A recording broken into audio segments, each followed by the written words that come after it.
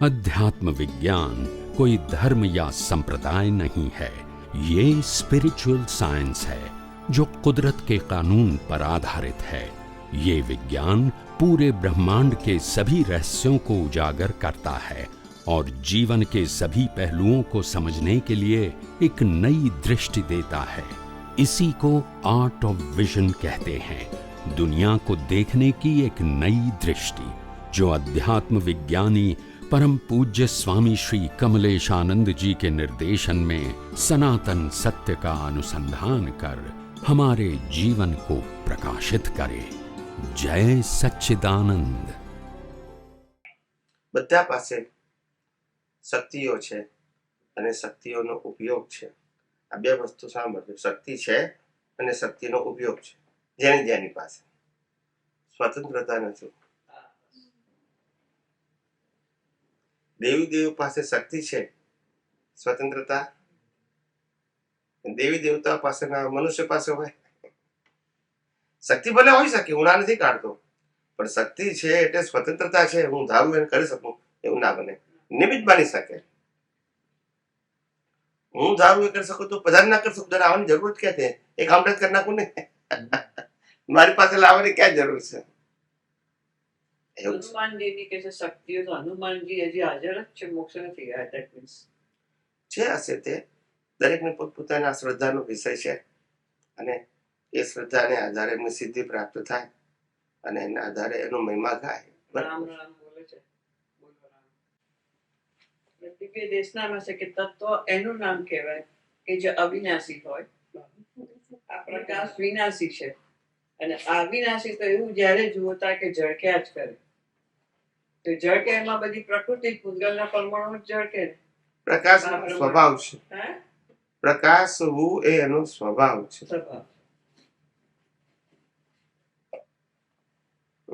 અને જેને પ્રકાશે છે એ તો વિનાશી।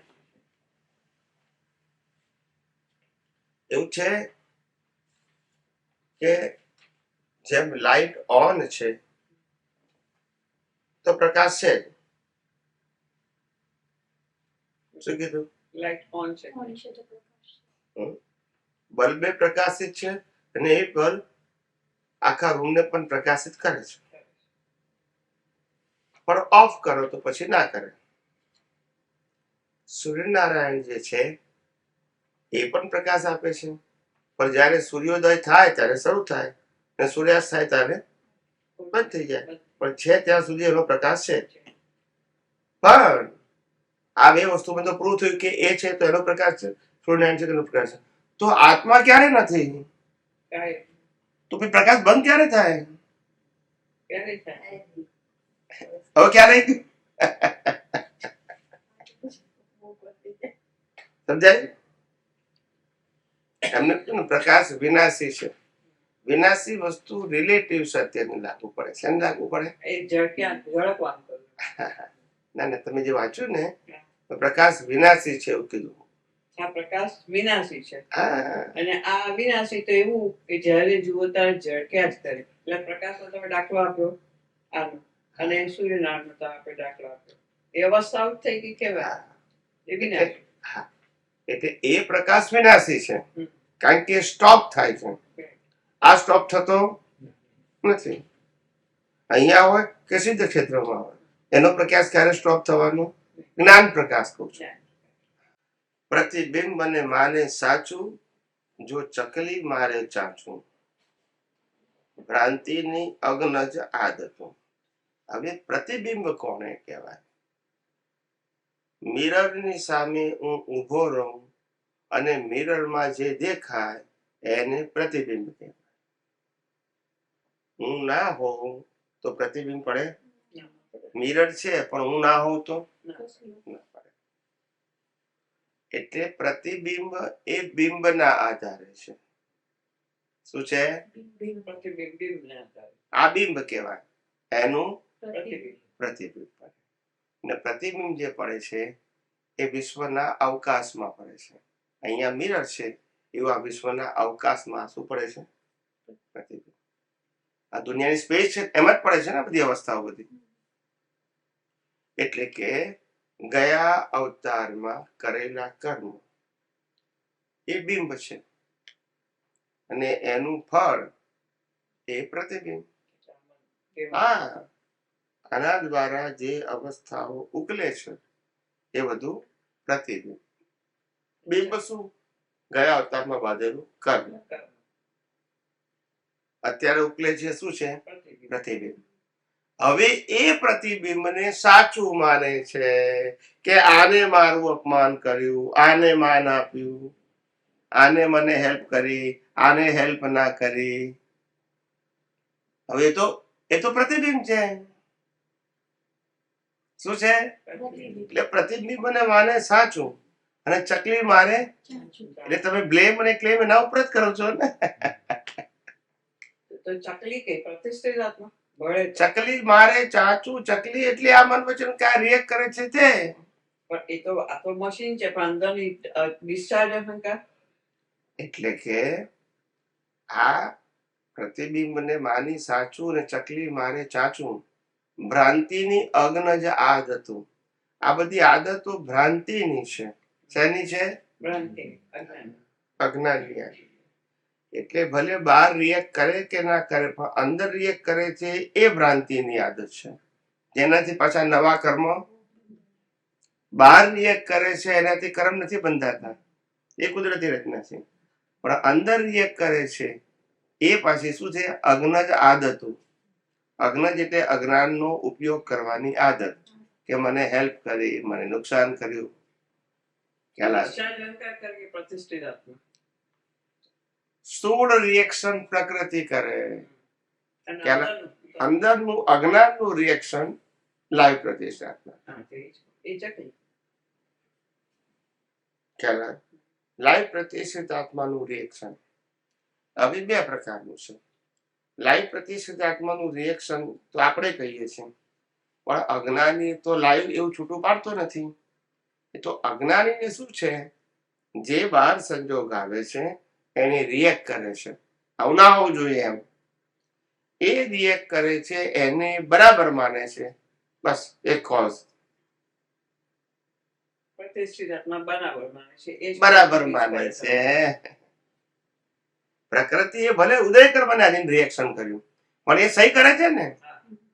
કોઈના પર ગુસ્સે થઈ ગયા પછી અંદર શું કહે છે? કરવા જેવો જ હતો. હા. બસ એ ખ્યાલ આવી ગયો? એ અજ્ઞજ આદતો, એ અજ્ઞાનની શું છે? આદત. ભ્રાંતિની અજ્ઞજ આદતો. એ સિગ્નેચર. એટલે પ્રતિબિંબ એટલે પાછળના કર્મો ચાર્જ થયેલા, અને પ્રતિબિંબ, બિંબ અને આ પ્રતિબિંબ. હમ. અને charge કરનાર ઉકલે છે એ પ્રતિબિંબ. તો ડિસ્ચાર્જ અંતસ્કરણ છે એ શું રિએક્ટ કરે? મન બુદ્ધિ ચિત્ત અહંકાર છે ને અંદર. મન બુદ્ધિ ચિત્ત અહંકારમાં મન વચન કાયા ત્રણે આવી ગયા, અને મનમાં મન બુદ્ધિ ચિત્ત અહંકાર આવી ગયા. આ ત્રણેયના જે પ્રતિબિંબ છે એ બધું કુદરતી રચના છે, પણ એને સાચું માને એનો પ્રશ્ન છે. એટલે પેલું બધું કુદરતી રચનામાં જાય. મને થયું કુદરતી રચના બોલું તો મને થઈ એવું થાય, ના થાય પેલા કર્યું હવે, ના થાય પણ જેવું મેં કર્યું મને થયું, પેલા કર્યું એનાથી થયું, એટલે પાછું સબ થયું. દાદાનું શોર્ટ છે ને, ફરિયાદી એ જ ગુનેગાર, એવું કહેતા ને દાદા. હા મને ખબર છે, ફરિયાદી એ જ ગુનેગાર. પણ એ અજ્ઞાનતાને લીધે જ એ ફરિયાદ કરે. એટલે જ્ઞાની પુરુષ સમજતા હતા કે આ લોકોને વિજ્ઞાન નથી સમજાતું, એટલે આ બધા ટેકા જ્ઞાન આપવા પડ્યા હતા. હા, બસ. આ વ્યવસ્થિત સમજાવ્યું તો આવું કેવું ફરિયાદી ગુનેગાર કેવું પડે? ના કહેવું પડે. ભોગવીની ભૂલ એ પણ સૂત્ર આપ્યું પડ્યું. વિચાર કરો, ક્યારે કેવું પડે? વ્યવસ્થિત સમજ્યો હોય તો ફરિયાદી ગુનેગાર એવું કેવું પડે?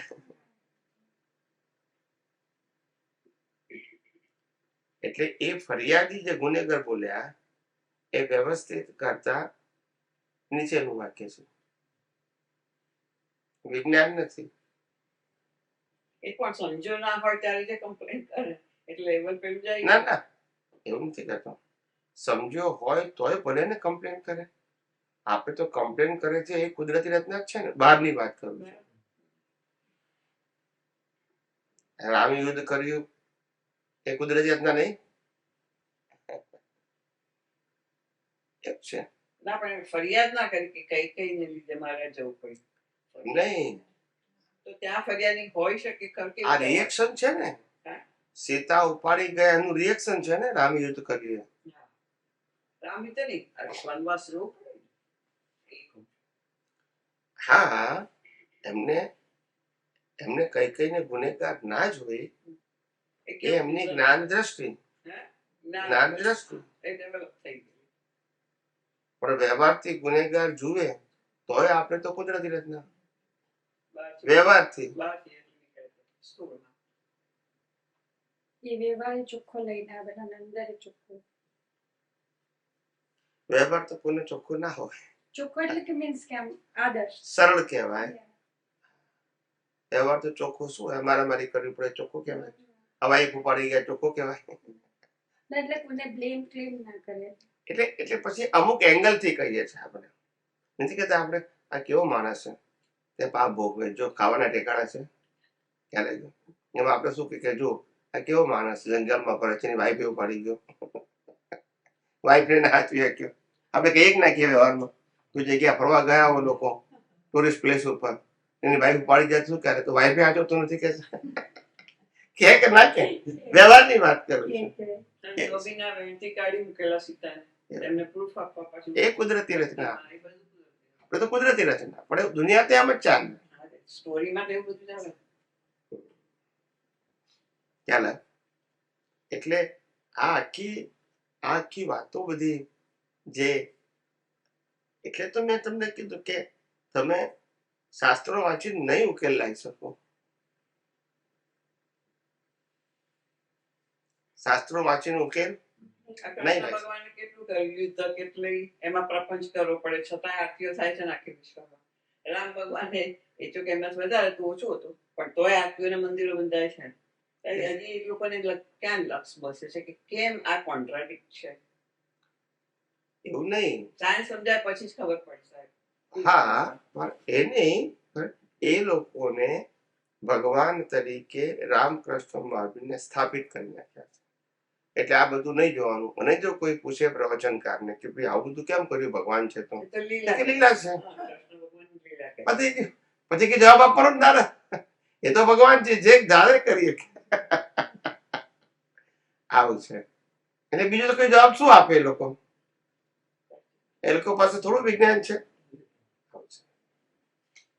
એટલે પ્રતિબિંબ અને માને સાચું અને ચકલી મારે ચાચું ભ્રાંતિની અગ્ન જ આદતું મિથ્યાત્વે આવરણ ગાઢું સામીપે કસાઈ પાડું વિભાવી મોહ કરાવતું એટલે આ રીતે ભ્રાંતિની અગ્ન જ આદતું પડે ત્યાર પછી શું થાય તો કે મિથ્યાત્વે આવરણ ગાઢું થાય શું થાય હું કરું છું તે કરે છે તેઓ કરે છે મારું છે તારું છે તેઓનું છે મેં ભોગ્યું તે ભોગ્યું તેઓએ ભોગ્યું આવરણ શું થાય ગાઢું થાય મિથ્યાત્વે આવરણ ગાઢું સામીપ્ય કસાઈ પાડું સામીપ્ય એટલે ભેગા થવા પ્રકૃતિ અને પ્રતિષ્ઠિતાત્મા ભેગા થવાથી આવરણ ગાઢું વિભાવી મોહ કરાવતું વિભાવી મોહ એટલે શું છે અવસ્થામાં અવસ્થાની વેલ્યુ કરાવી નામ વિભાવી મોહ અવસ્થાની વેલ્યુ એ મોહ કહેવાય આપણે શું કીધું બધી અવસ્થાને શું કરવાની કુદરતી ના ઝીરો કરે વેલ્યુ શું કરવાની પણ કુદરતી રચના જુએ ત્યાર પછી વેલ્યુ ઝીરો થાય હા સમજી ગયો રિઝલ્ટમાં એટલે આપણે વેલ્યુ ઝીરો કરવાનું પછી મોહ થાય ના થાય પછી શું થઈ જાય બધા ઉપર ચલ્લો જ વેવા હા. જય શ્રી કૃષ્ણ એટલે મોહ ના થાય સ્વયં જણાતા કોયડારું અનાદિ અનંત જગત આ જે કુદરત જે છે આ દુનિયા છે સ્વયં જે બની છે એ અનાદિ અનંત છે એનો આદિ અંત નથી આપણને લાગે કે આ સ્વયં જણાતા કોયડા આખી દુનિયા જે સ્વયં ચાલી છે ને એ કોયડો છે કેવી રીતે ચાલે છે કોઈને ખબર પડતી નથી પણ છે અનાદિ અનંત આધાર પર એવું કે world is puzzle itself itself and to solve the problem relative and real યસ પ્રસવ ધર્મી પ્રાકૃત વસ્તી વિશ્વ ભાવ રસ્તી ભમન પ્રસવ ધર્મી પ્રકૃત વસ્તી. એટલે આ પ્રકૃતિ છે ને એ પ્રસવ ધર્મી છે. એકમાંથી બીજો જન્મ થાય, બીજામાંથી ત્રીજો થાય, ત્રીજામાંથી ચોથો થાય. આમ દાખલો આપણને કેવી રીતે પ્રસ આ મને જન્મ મળ્યો, બરાબર છે. આમાં હું નવા કોષ નાખી, પાછો બીજો જન્મ મળશે, પાછો કોષ નાખી, ત્રીજો જન્મ મળશે. એ તો રાગ દ્વેષથી આપણે જન્મ મને મળે છે ને, એટલે આમાંથી જ મળે છે ને બીજો. એ તો એમાંથી જ છે, પણ વ્યવહારથી એ વ્યવહાર પ્રસવ ધર્મી ના કહેવાય. હે? વ્યવહાર પ્રસવ ધર્મી ના કહેવાય. અચ્છા. એ જે પ્રકૃતિ એટલે કઈ કર્મ બાંધવા વાળી પ્રકૃતિ પ્રસવ ધર્મી છે. આ જે ઉકલે છે પાછી બાંધે છે, ઉકલે છે પાછી બાંધે છે. એટલે આ સાયકલ ચાલુ રહેશે. કોઝ એન્ડ ઇફેક્ટ, કોઝ તો ચાલ્યા જ કરો છેક સુધી 99% સુધી ચાલવાનું. બસ પછી 1% એવું જે બાકી રહે પાછું રખડી ખાવાનું. એ આપણે કીધું. હા તમે જ કરો. બાકી બધા શું કીધું કે હવે તો આપણો મોક્ષ થઈ ગયો, હા એવું જ કહેતા હતા. હવે હું સમજી ગયો, મને બધું સમજાય આવી ગયા આપણે. ત્યાંથી જ ખબર પડી જાય કે કેટલી બધી ભ્રાંતિ છે, કેટલી બધી ભ્રાંતિ. હા, હું એ જ કહું છું કે જ્યાં જાગ્રત થવાનું છે ત્યાં જ બેભાન થઈ જાય છે. શું કરે? પોતાનું એવું હતું કે દાદાને મળ્યા એટલે અમારું કામ થઈ ગયું. કામ થઈ પછી કે મને જ્ઞાન મળ્યું એટલે કામ થઈ ગયું. પછી તો કોઈ સમજાવ્યું તો કે એમાં મારું કામ થઈ ગયું, પતી ગયું કામ. પણ અંદર કેટલું ચાર્જ કરતો એને શું ખબર પડે છે કે આ સાયન્સ ના પકડાય ત્યાં સુધી. અને એટલે આ બધું રૂટીન છે, બધું રૂટીન. એમાં આપણે શું કહેવું? શું કહેવું? તમે કહેતા હતા ને તો શું રૂટીન કઈ ઊંચું ગીત. આ કરતા વધારે શું કહેવું? આનું આ સાયકલ ચાલે. એ સવારે ઉઠવાનું, પછી ચૌર્ણવિધિ વાંચવાની, પછી આરતી કરવાની, બપોરે કીર્તન ભક્તિ કરવાની, ફેરથી પાછી રાતે આરતી કરવાની. આનું આ ચાલ્યા કરે. અને પોતે મારા કેટલો બધો પુરુષાર્થ કરીએ છે એમ. એટલે આને રૂટીન કહું છું. જેમ ખાવા પીવાનું રૂટીન છે એમ આ રૂટીન છે. સત્સંગમાં ભેગા મળીને અમે કરીએ ને બીજું કરવાનું. ના, સત્સંગમાં ભેગા મળીને કરો છો ના જ એ કહેવાય. ભલે રૂટીન ભલે કહેવાય, પણ જો તમે થોડી ઘણી વિજ્ઞાનની વાતો કરતા હોય કોઈને કોઈનું પત્તું નહીં. બધાને જાણે કે હું સમજી બેઠો છું. પણ આટલામાં કાલ પર ભડાકા નહોતા થયા પરમ દિવસે. કોઈ અડકે એવા નહીં. સમજ પડી? સમજી જવાનું. અમારે તો ધડાકા થાય કે ભડાકા થાય, અમારે તો બધે જવાનું જ છે. અમારે કરવા નહીં બાર. એ બધા જોડે લંગર લગાવીને શું કરવું છે?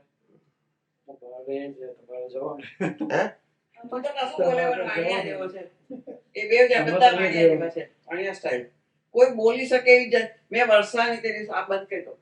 વર્ષાની તે દિવસે મેં કીધું, મેં તું જ આ જ છે કે ફરિયાદી કરનાર? તો કે હા. મેં તો પકડી પાડી ફટ કરીને. એ નહીં. કહેશો એડિટ કરી નાખશે. વર્ષા મેં કીધું સાઈડ પર જઈને ત્યાં મેં કીધું તું જ છે ને આ બધી ફરિયાદ કરનાર? તો કે હા. તો કીધું હવે? તો કે હવે નથી લાગતું. તો પછી તમે કન્ફેસ કરો કે અબી ને બી બધી પાર્ટીઓ આવે છે તો કે એમાં બેન નહીં થાય. તો કીધું ઉકળી જાય સોનો આમાં ના બેહી જાય કે એમાં બેન કરાવડાવે છે નાટક, ફરિયાદ કરે છે. એટલે હવે એની સમજણ મને ગોદો મારે ખબર પડી. આ તમે મેં જાહેર કરવું પડે સ્વામી સામે. મેં એને મોઢે કહ્યું બેન તું જાહેર કહી દે તારે જે કહેવાનું હોય. તો મને વાંધો નથી. તો કે નહીં થાય એમાં બેન અત્યારે નહીં કરે. એટલે હવે એક જણની ફરિયાદને શું મોટું બનાવી દીધું. અને લોકોને શું લોપડ ચોપડ જોઈએ છે. મીઠું મીઠું કે આપણે આમ કરવાનું. અને હું સાયન્સ બતાવું તે થોડું તે કદાચ ભડકું જતું હતું. હવે એને સમજાય છે કે ના એ જ એક્ઝેક્ટ. હવે એને હા પડી અંદર હૃદયથી પછી એક્સેપ્ટ.